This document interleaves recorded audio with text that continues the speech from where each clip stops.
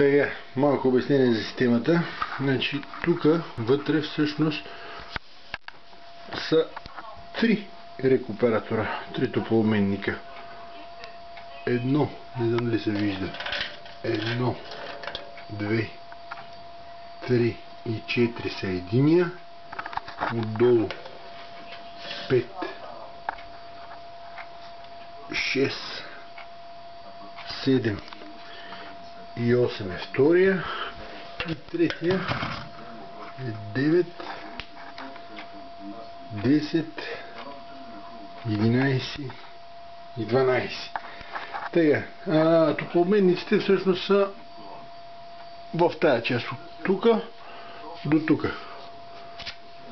Това са въздуховодчета, нали, малко да са от такова температурата. И, значи, външния въздух го вкарваме по долната тръба, зато и малко съм уловил да не се стопля докато влезе в вентилатора.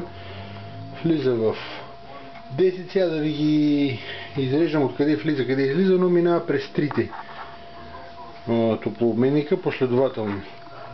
Да съм написал, някой се интересува, после може би ще има снимка, термометрите, откъде в кой вход и изход излиза и така нататък, тук да засичам времето.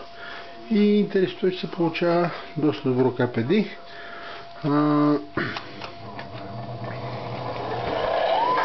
При хубав дебит.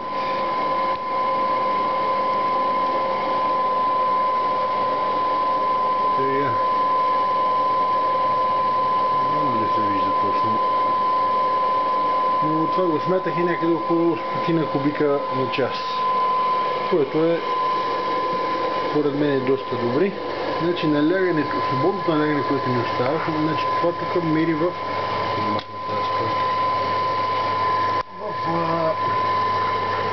килопаскали. Всъщност си имаме 50 паскала малко преди изхода, преди последния топлообменник. Запушвам изхода, за да видим колко свободни ни остават, нали, да може да натиска вентилатора. И 50 паскала стават 160, значи от 50 до 160 имаме 90 паскала свободни, което е напълно достатъчно за каквито и да е въздуховоди и решетки, според мен.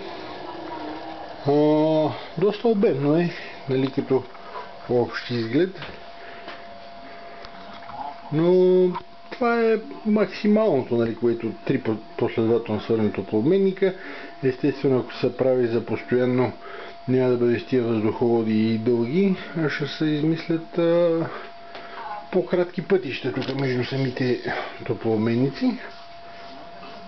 И това мога да кажа, значи 100 кубика на час. Трудно успях да открия точни, по някъде ясно изразени норми за проветрение. Някъде срещах, че за пушачи се изисква по 10 кубика на час. Демек, тия 100 кубика на час, които в момента ни дадат тия двата вентилатора, осигуряват подходящ въздух за 10 пушачи в едно помещение. Нали, да е достатъчно да бъде проветрено и въздуха да бъде достатъчно чист спрямо нормите. Това някъде го чух, че 10 кубика на час за пушачи, но колко е верно сега, лошо е, че пак с опити ще трябва да се показва. Това общо взето, след малко ще сметна какво е КПД-то, но ми се струва, че е над 95%.